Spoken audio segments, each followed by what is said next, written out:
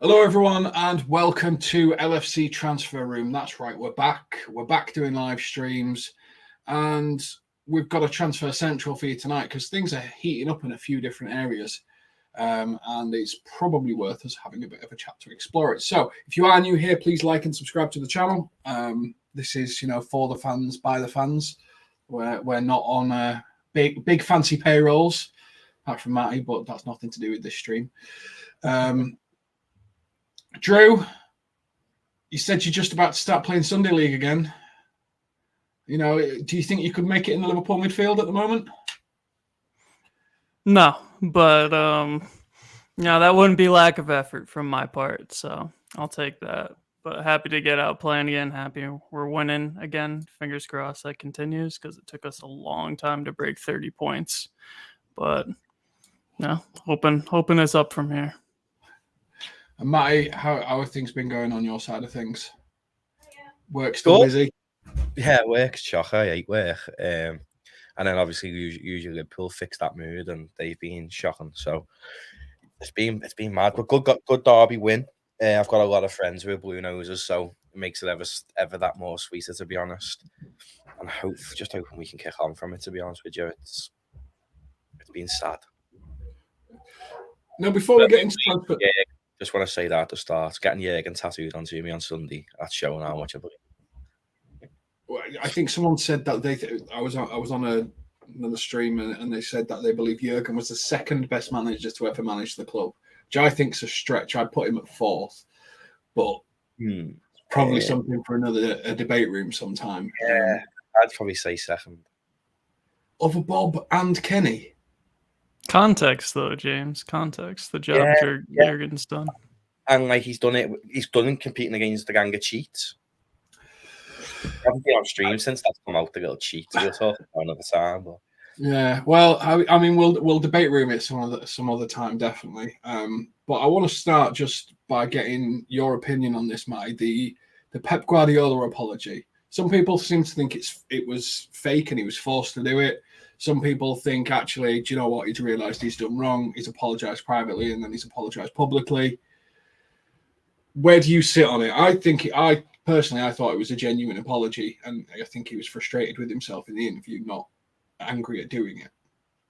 Yeah, it does look like a genuine apology, to be fair. The original comments were laughable. He's fully lost his head, I think. But Gerrard, if you remember, if it was in 2001, when he laughed in Pep's face at the end of the game, maybe he's just having a bit of a FU back to Stevie. Do you know what I mean? And I've got nothing against it. It's grim bringing up to Gerrard slipping, but that gets sung to us by fans more or less every game anyway. So we're past it. We've won the Premier League since then. It's sort of irrelevant to me now because we've went on and won the league. So the apology seemed genuine. Pep's just a helmet. And it is what it is. But I do think it's a little bit more of Stevie's laughed in his face, and so it's a bit of a FU back to Stevie. And I guess you're right. And I think he can say stuff like that. And, he's trying to think about defining. He's stressed in a moment. He's trying to think about defining things that have happened, when Man City have won stuff. And trying to go, well, should we be blamed for this? Should we be blamed for that? And it's the most obvious one. Because it's so iconic. Unfortunately for Stevie, everyone wanted him to win it, and unfortunately it went wrong. Drew, have you seen the apology? What were your thoughts on it?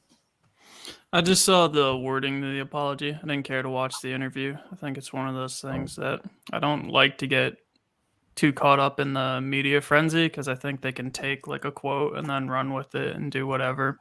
I've heard from you guys and then from other people that the apology seemed genuine. I think for me, the more important thing was that there was a private apology because that for me is what matters. I think that doing the dance and circus for the media and the TV sometimes just gets blown out of proportion. I think if there was any harm done, the personal apology is all you really need. I think at that level, you have such great respect for people who have been there and done it at that level that the media and the public perceptions for me not what's important.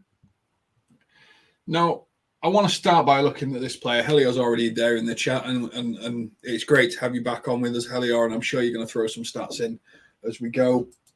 Ansu Fati. Now, there's a couple of, shall we say, cross front three wingers, forwards that are coming out in the world at this moment in time. Liao was one we were chatting about on a chat the other day. Obviously, Ansu Fati's been linked with Liverpool because he's fallen out with Barcelona a little bit. And a few other names are sort of getting banded around about these tall, rangy wingers almost. Now, do we even need someone in our front three at this moment in time, Matty? Or, when it's the midfield and potentially the defence that needs the surgery? Yeah and no, really, when it comes to Ansu Fati, because we've got to remember Mo Salah's 30, nearly 31, and his form has dipped this year. There's no point hiding behind it. He's still scored, I think, 17, 18 goals, but it's not Salah's level to what we'd expect from him. He's not going to last forever, to be fair. So Ansu Fati's 20. So if you get him now at a cut price deal because he's fell out with everyone, you've got 10 years minimum of potential out of him. I know he does play on the left, but he can play on the right and down the middle as well. So that's what Liverpool seems to be targeting lately. Like Gakpo can do that, Diaz can do that, Jota can do it, Nunes can do it. So I think he excites me when you look at his stats. They're fantastic, really. And like I said, he's 20. He's a Spanish international at 20, and I like him. But another left preference forward. Diaz, Jota, exactly. Nunes. That's what I mean. We just keep buying them. Like, it'll be interesting to see what Klopp does when they are all fit. Although I do think Gakpo is going to be moulded into a false nine after that. I think Jota's there as well. I think he's going to be moved over there. But Jota's, we've got to accept he's injury prone now, haven't we? So I think him and Gakpo will probably alternate that false nine, and then you've got Diaz and I think Nunes will probably. That's interesting, actually, when Diaz is back. Yeah. Nunes has been phenomenal, though, hasn't he? And on down the left side, he was fantastic against Everton, I thought. And I like him there. I do like him down the middle as well, but I like him there. So maybe, because when you think about it, there's only Salah on the right. Behind him is probably Harvey Elliott, who's not fast enough to be a winger. Not fast enough in the Liverpool system. Again, I firmly believe he could be a great right winger, but it's a ball-playing team, not a flat-out speed team. Drew, where do you sit on Ansu Fati? Do you want another left winger? Do you want to be the left wing club? No, taking what Matty said about the cut price deal. I think in our title, though, it says like 100 mil. And for me, that's like, what are we doing considering a winger for 100 mil at this point, unless it's like Mbappe levels. But as for quality of player and where he's at, I think I've said in the chat a couple times, like, I think we should be going for those players that tried at Madrid or Barca and maybe didn't get the right chance, and then we swoop in and take them. Like those, like kind of like the Odegaards. That's who I want to be seeing, and that's who I think Fati fits that bill. I think he's got impressive stats, goal-scoring stats for his age and what he's done in a few years. So all of that impresses me, but I don't think you can even think about strengthening another position on the field first without it being midfield. That has to be addressed. Like, we've been saying it for years, but we haven't gotten a new midfielder besides Thiago in 4 years, something like that. That has to be addressed first, and I don't even want to consider talking about other options until we bring in a couple midfielders. Well, if we're not going to talk to you about a left winger, maybe Kev's going to give us his view on Ansu Fati. Do you think we need another left-sided forward? Evening, chaps. I don't know. I know I've only just come in late, so I do apologise.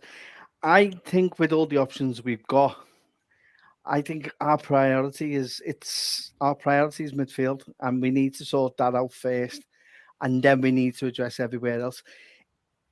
I think everyone's heard war chest, and then everyone's jumped on the bandwagon of let's play Football Manager for the next, I don't know how many months, and let's see how many players we can get tagged to Liverpool. And then one of us can say, and go, I got there first before everyone else. Ansu Fati, I'm not with his injuries alone, he fit well in. I think Naby Keita would help him around the actual ward and let him know how the doctor is and now where he will get treated. Now, he's had a few hamstring injuries as well, which kind of make me think, and he's had a few knee problems as well. I kind of then get to the thinking, well, is he going to lose? Is that going to have an effect on his pace? Is that going to have an effect on how he plays? Is that going to... At the minute, I can't see him get ahead of Luis Diaz when he's fit. So are we going to pay 100 million for him to be on the bench? And for me, I think there's better suitors out there and for a lot less than what Barcelona is doing. And I kind of hope no one does buy him, because I want Barcelona to falter and fall on the knees because of what they've done and how they've hedge fund Devian. So that's part of me as well. But no, for me, I think we have priorities elsewhere. I think we've all alluded to. So it's a no for me. Sorry, James. No, I think the collective opinion is probably not, where Matt is just opportunity. If we can screw them over and get a great player, why not? We kind of... Because he's 20, that's the one thing for me. And his injuries, like Kev said, he'll fit in. But I think that our medical department needs looking at anyway. But that's again a topic for another stream before we start bringing anyone in, because every player just gets injury prone when they come to us. Well, talking about a player that we don't want to get injury prone, the rumours continue, the Jude rumours continue, but we're now in a really weird situation where 3 clubs seem really confident they're signing Jude Bellingham, being Real Madrid, Man City, and ourselves. I think you can rule Man City out now. I think any player would be crazy to join at the minute, because they could get points docked, they could have to fall, they could even, like, look at what happened to Rangers. They got put in the bottom division. That could happen to City. Like, this is 100-odd counts, and now it's broke that they bought Erling Haaland on the fiddle as well, which everyone knew. But that's come out, so I think you can rule City out to anyone this summer, me, especially Bellingham. Well, I'm with you on, yeah, all right, it's serious for Man City. I still firmly believe, what do the FA want? The FA want the government off the back and money in the bank. So they're investigating Man City. They'll do all the things. It'll be the world's greatest ever fine for sporting history. Bosh, government off their back. Big Christmas party. Look how much money we've made. Well, no matter what, if they fine them, they could then face lawsuits from Liverpool, Manchester United for saying, well, they cheated the way to that league. We lost out on X amount of revenue.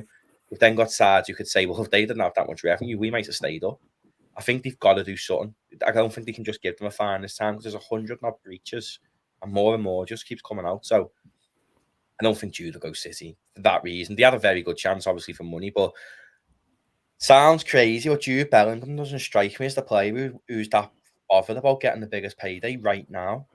I think he knows he's got 10, 15 years in his career, providing he doesn't have a bad injury, where he can get that money. He's that good. He knows he's going to be, the way football's going, he's going to be on stupid money by the time he retires. So he knows he'll get that. For me, I'm very, very confident, because we've been given this £250 million war chest, and loads of people on Twitter seem to think that Bellingham, all the money will be gone, but we'll end up paying like 70 million up front for Bellingham. We'll do something like that, and then for Jude, do I go and play in Spain, where it hasn't really worked out for many English players, or do I go to the Prem, which is the league I grew up watching? Because if you think of English players in Real Madrid, Owen, McManaman and stuff, they weren't nowhere near as big there as they was at home. But the point you make about Man City is also true for Real Madrid and Barcelona, because they're still pushing forward with the European Super League. So everything that's going on with that club, you don't know where you're going to be playing. I think all players know that. I think that'll only happen if everyone goes, though. So it'll either be the Champions League or the Super League. I can't see it being 2 competitions, me. No, I'm not going to, Drew. We're not going to hit the Jude Bellingham drum all night, because he's life's too short. And Matty's the most optimistic Liverpool fan on the planet. But yeah. Great. Stevie G's number, grew up idolising Gerrard. It all makes sense, James. It does. It does, actually. His dad's getting into becoming a scout at us and stuff. And we're meant to be signing Job as well as part of it. His whole family coming up to Liverpool. He's wearing the number he grew up with, the player idolised. He's called Jude. The family love Liverpool anyway. No other club can turn around to him and say, you can be our Steven Gerrard. Because he is the closest we'll ever get to seeing another Steven Gerrard in our lifetime. And that's how you sell the club. I think the likes of what we were saying about City, I think what also doesn't help them is that it's a dark cloud. And going into any business deal and contractual agreements with an agent, the first sentence is, we will put a clause in place to ensure that if it does go against us, it's not a right way to make business, to do business. So while that is over their head, I think part of what City wants is it to go as quickly as possible, but they want it to be as efficient as well, which I don't think you can do both. I think it's going to be a long process. And while that's over the club and lingering over the club, you can't make any sales. You look at Barcelona, we mentioned Barcelona before, they're hanging on to the thread and Juventus because they've got no financial money at all, and their hope and reliance is on a Super League to take and break the UEFA fan base and break the Premier League, because that's no one can compete with it, and they're losing out, and that's why we've seen Barcelona mortgage everything. Yeah, I mean, Barcelona have gambled on their entire future, haven't they? Sort of taken mortgage out and be paying back for the next 50 years. Drew, one player that we seem to be saying, okay, well, we're interested in signing a left-footed centre-back. No, we want a couple of midfielders. That seems to be like general consensus. And a left-footed centre-back seems to be the other one that there seems to be this general noise about. And it's always a player that I can't name. JOSKO GVARDIOL. Guardiol? Yeah, something like that. The Croatian centre-back seems to be number one on everyone's list. And we've been linked to him pretty much every day from slightly different sources over the last couple of weeks. What do you think about getting in a left-footed centre-back? Because that's Van Dijk's position, but he's not going to be around forever. So is it sensible to build that replacement in now? I think given what we've seen this season, that it does make sense. I think Matip hasn't had this. Maybe last year was a phenomenal year for Matip. This season has been a little shaky. Van Dijk injury, not been his best season. Gomez hasn't looked like he's been up to the task. Like Konate seems like the only one who, you'd reliably put on a long-term future. Van Dijk, obviously, but like you said, if we're looking at that point to offload Matip, which has been tossed around at the end of this season, we need to replace him. I don't know if Sepp Vandenberg's up to the task just yet. But Gvardiol. We'll go with that. Yeah. So I was impressed with him with Croatia, his time at RB Leipzig. He seems to have played well. I think the other names that we've kicked around in the chat, they've had like one season playing at their clubs at impressive season, whereas this guy's been around a couple of years. The Croatia experience is definitely impressive on his resume, and for me, his time at RB Leipzig, the fact that we kind of have that connection with them with Konate in terms of they didn't pull our pants down for Konate. I'm more along the lines to lean for someone like him or his transfer, because it seems like we could get a good deal for him, and he seems to fit the right bill for what we need moving forward. So I'd be happy with seeing him as a summer transfer. But again, midfield first. No, Matty, Helior is pushing out Antonio Silva, Benfica, and Helior very rarely pushes out names. Obviously, Gvardiol's the other one that we've been hearing. Where are you on the new centre back? If you were asking me who I wanted, I'd say Gvardiol, only because I haven't seen Antonio Silva, so I'm just going with someone who I've seen, and he's very exciting, and he's a Liverpool fan, so the negotiations would be very, very easy. He said numerous times he wants to sign for us. But I do think we need a left-footed centre-back, to be honest, because Ibu's phenomenal in that right centre-back position. But Van Dijk hasn't been Van Dijk this season either. If he comes back from injury and finds his form again, great. But I do think we do need to plan for the future. I hope Van Dijk doesn't go anywhere, but whoever comes in that position is going to learn from the best modern-day centre-back the game's ever seen, in my opinion. So it's not going to do any damage to the longevity of Liverpool because they're learning from these players. That's why I think like Gakpo maybe, like that's why I was saying giving Bobby a new deal couldn't be a bad idea because someone like Gakpo could learn off what Bobby can do. So I'd be happy to see someone come in left centre back. But like Kev said before, once midfield sorted, I don't care about any other position for the midfield because we've probably got about 4 midfielders to the club at the end of the year. We are about to lose, Kev, probably. Keita, Milner, Ox. I think they're the 3 main midfielders that are about to go out. Now, the main ones that we're linked with are Bellingham, Nunes, Matheus Nunes. Obviously, Pajak's come through might mitigate a sort of need for us. Is there anyone else that you've seen that we've been heavily linked to from the central midfielder perspective? Casado. But I'd also like us, although I'm 100% certain we'll sign Bellingham, I still think there needs to be a plan in case we don't get him for whatever reason.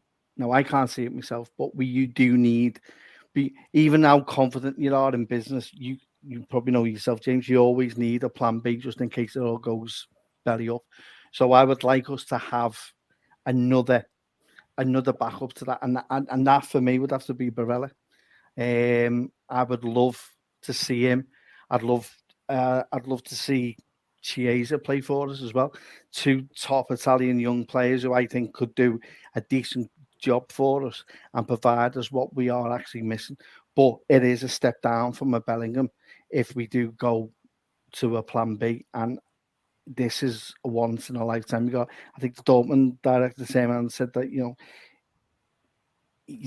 get 10 years out of him. You know what I mean? You don't have to. You build around Bellingham. You don't bring a Bellingham in and not build a team around him. That's why I think it rules out certain clubs and certain strategies that certain clubs in the Premier League have started going down, and that's why it's not much of an attraction to him. Whereas at Liverpool, we will build something around them for the future, and then that's where you then be able to make the little things that we have done in centre back positions and all like that, make by 20, 30 million, keep it flowing and through and refreshing it. That's how you refresh it around your main players, which are integral. So for me, Casado, I'd like to see, but the money for him is probably going to be a bit too much. But anyone else do you think of, James? Or I think what's bugging me is I'm not seeing a really good central defensive midfielder. Like, you've got Nunes, you've got Bellingham, and they're really good box-to-box players, but there isn't that level of defensive intelligence. And what we've noticed with Fab being off is it just carved open the centre of our defence because we play so high. I honestly think Bajcetic is the starting central defensive midfielder after Fab. I agree, but I think you need another one. Yeah, but if he's that good, you'd get someone who's average then, wouldn't you? Someone who's going to cost 10, 15 million who can just help cover. Do you not think he'll have a dip? And we need someone of decent quality to come in? I've been watching him for like a year and a half now, haven't I? And he's not dipped yet. I know it's an academy football and first team, but him and Ben Doak, if you go back on streams, I was saying this season they're going to get in the team. And he's fantastic. He's unbelievable. Yes, and he's learning from the likes of Thiago and that. And I don't think we need to worry about the central defensive midfielder option at the minute. Because I do think Fab will find his form again. He was excellent against Everton. But that form can still be found for Fab. And then Bajcetic cover Fab. And then once Fab goes and Bajcetic is the start on one, then you bring probably blood and another youngster through. You've got a good few midfielders coming through the academy who are very, very talented footballers. But Bajcetic is just levels above them, to be honest. But I think he'll be starting for us. I mean, I know I don't like to see kids playing all the time, but I think that if Fab finds his form, then Bajcetic is going to be able to learn off him. And he was fantastic in an 8. I think that's only the second time or first time he's ever played that position, that 8. Before he was centre back, wasn't he? Before centre back, yeah. And then he played a year or so in the academy, like the kids, as a centre back, and then he went to the under 18s, played a few games with them as a centre back. And in a minute, he went to 21s. They put him straight into the older midfielder, and he's excellent. He really is excellent. And you reminded me of a point when you made earlier, which is there's no backup for Salah. And then he just names probably the hottest prospect in Liverpool's youth academy, who is the exact backup for Salah. But I think Ben Doak needs a loan. I know he's played for Celtic, right? I think you could loan Doak to like a Brentford or someone like that, just to get him a bit of Prem experience, or even a side that's if you could loan to someone like Middlesbrough that was in there or thereabouts in the Championship this year. Obviously, next year it'll be someone who goes down. But look at what that done for Harvey Elliott going to Blackburn. They had a good season that year. So if you send Doak to someone who's challenging in the Championship and he's getting that men's football, because he played a few games for Celtic's first team, but he hasn't had that full season in men's football. He needs a loan, I think, and that's not a bad thing to him. I just think he'll develop further, going to like a Brentford or a Southampton. I can see them going down. He'd do well there in the Championship next year, I think. So something like that would help. And don't forget, he's still only 16, 17. So for you, Drew, 2 central midfielders, left-footed centre-back, clear out of the contracts expiring. Would that be a good summer for you? Is that what you're expecting? That would fit the bar. I think if you do that, we've got enough around the team to see how it goes forward, make any adjustments in January, maybe keep a little in reserve for that to see how the team spans out. But 2 midfielders at least coming in and top quality midfielders. I'd almost want like Bellingham and Barella or like a Frankie de Jong. No, he's got Man United links, but 2 players of that quality who come in straight into the team, or at least are pushing for right into the team. But that for me is absolute must. I don't even know what would happen if we didn't buy a midfielder, but I think it's past that where we all know that's happening. So we'll see who we pick out, but it's got to be top quality. And then, anything after that for me is a bonus. And just to close off Transfer Central, there's a few goalkeepers that we've been linked with that are coming up to expiry. Obviously, Adrian contract expires, and many are talking about Kelleher potentially needing to leave to actually develop his career. You know, are we actually stopping Kelleher's development by keeping him here? Kev, what do you think? Keep Kelleher as number 2, or do you think we actually let him go, put a buyback clause in there if he ever gets good enough to replace Alisson, who's probably here for the next 5 years, to be honest? Bring him back. Yeah, I absolutely. It's how much I'd love him to stay. I think he's absolutely superb for what he's done for us, but I think it's not helping him if we keep him as a number 2. He needs game time. He needs to mature. He needs to get a bit more experience and get more a bit consistency, because I think he is truly a very, very quality keeper. His distribution, his footwork, let alone how he is, when how calm he is in goal as well, and the games he's played. He can exceed, and I would have a buyback clause for him at any point. Sell him for 20, 30 mil, and have something in place to bring him back, because he is unbelievable. At least then it gives you time to gauge how well he does, how consistently he can get, how confident he gets. Let alone, he is a young goalkeeper, and goalkeepers don't come into shouldn't be coming into the form until about the late 20s. So he's got plenty of time on his side, and it gives him a chance to gain a bit of experience elsewhere at a club, and then come back, and then he'll be our number 1. There's no doubt about that. But it gives him a chance to leave on good terms as well, because I think he's been exceptional when he's come in, and he's been absolutely boss for us when he has been asked to step up for the mark. It's hard to not disagree with that, isn't it, Matty? Yeah, I like Queeve. I really, really like him. Completely agree with Kev. As long as you have a buyback clause, be happy to see him go.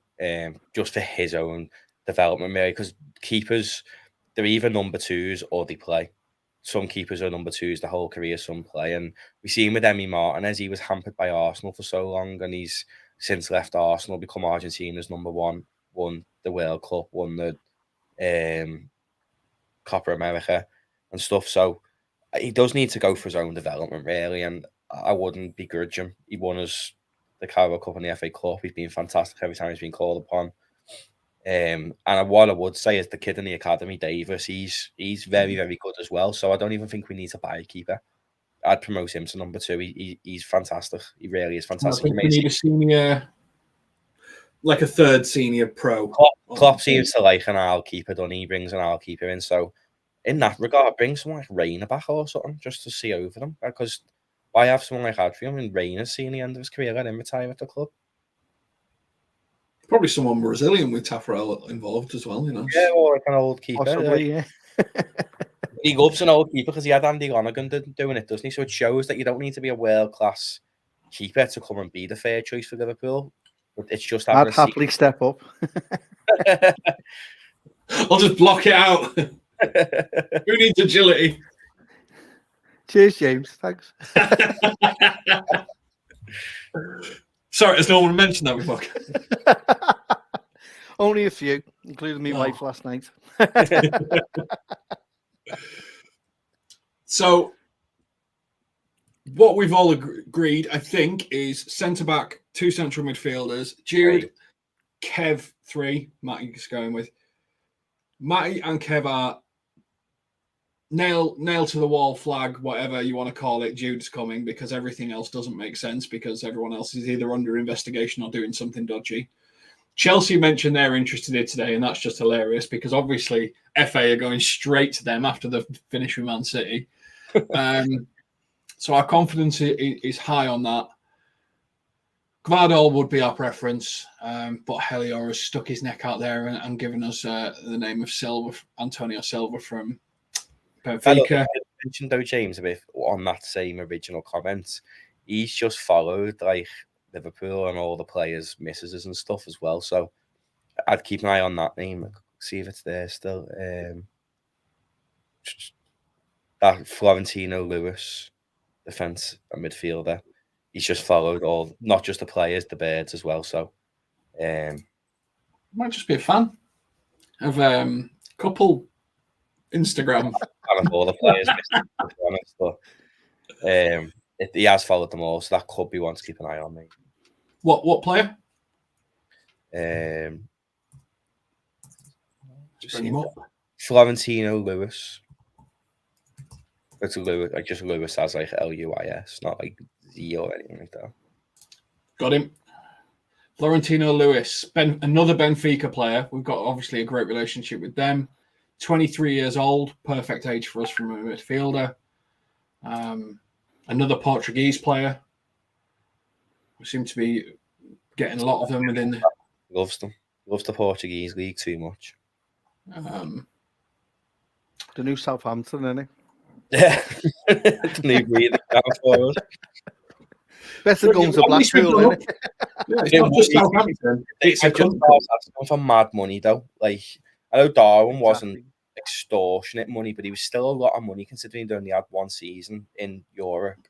To pay, what was it for Darwin? It works out about 80 million on it total when all the add-ons are paid. So that's a lot of money for someone who's only had one season in Europe. So God knows what they'd ask for other players. And then he sold Enzo Fernandez for 100 and odd million. That was the last midfielder he sold. So they're going to want at least 70, 80 for this kid, surely.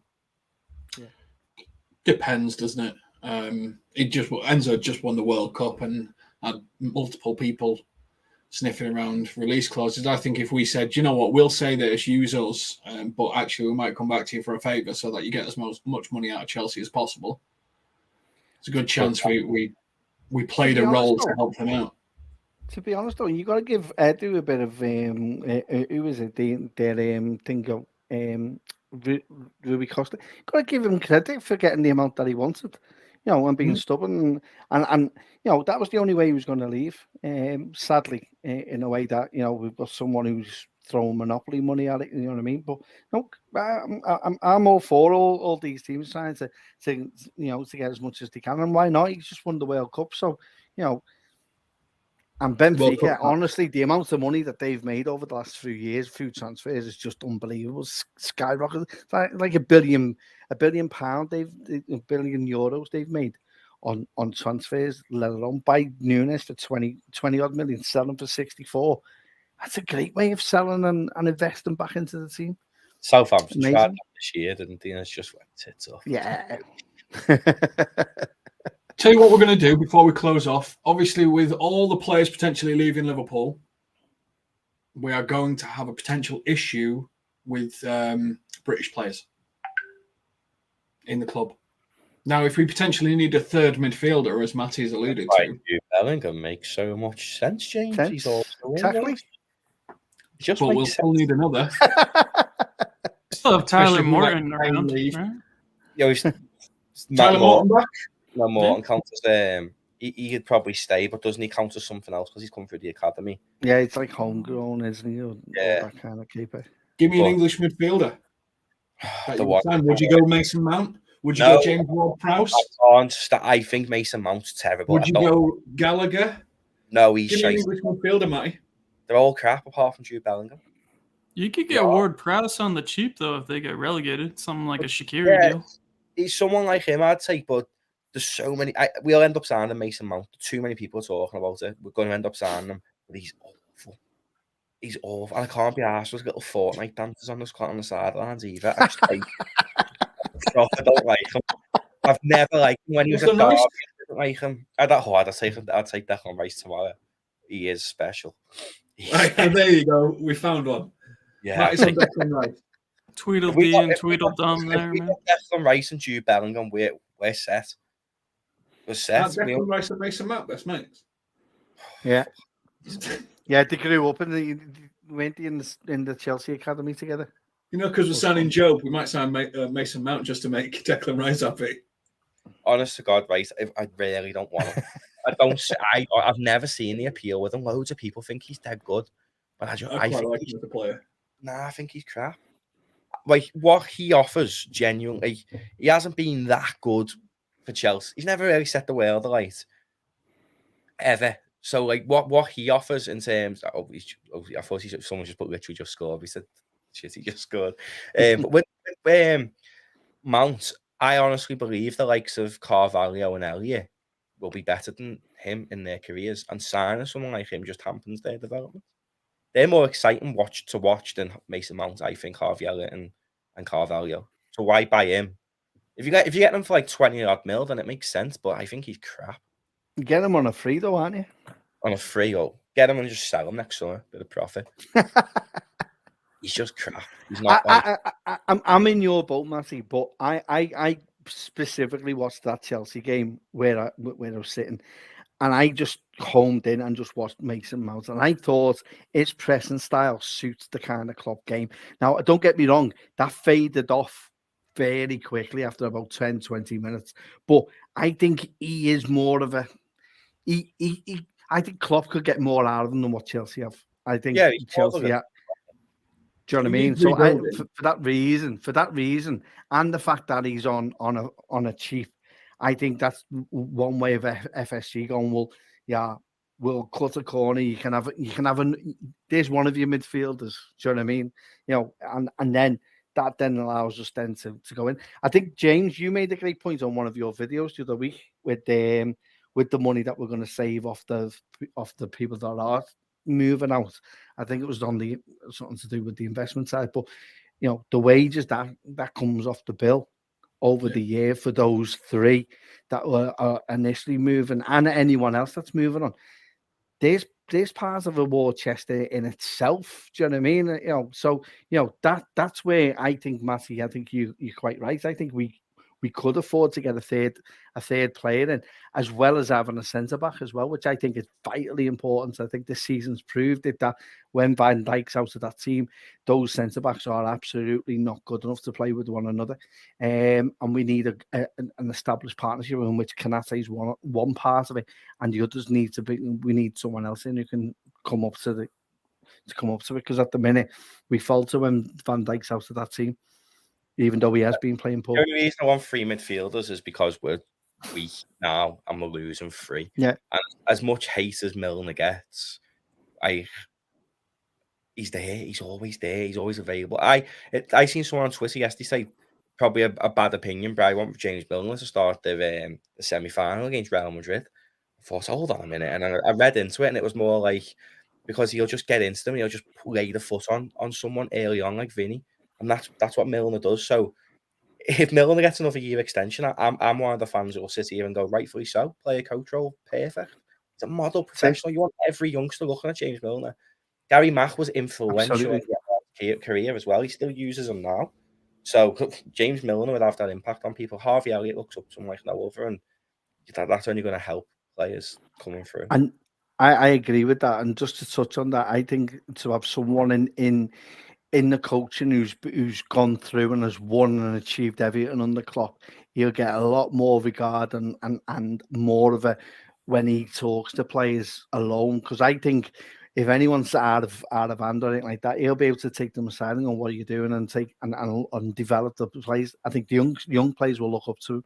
I think he's perfect for that.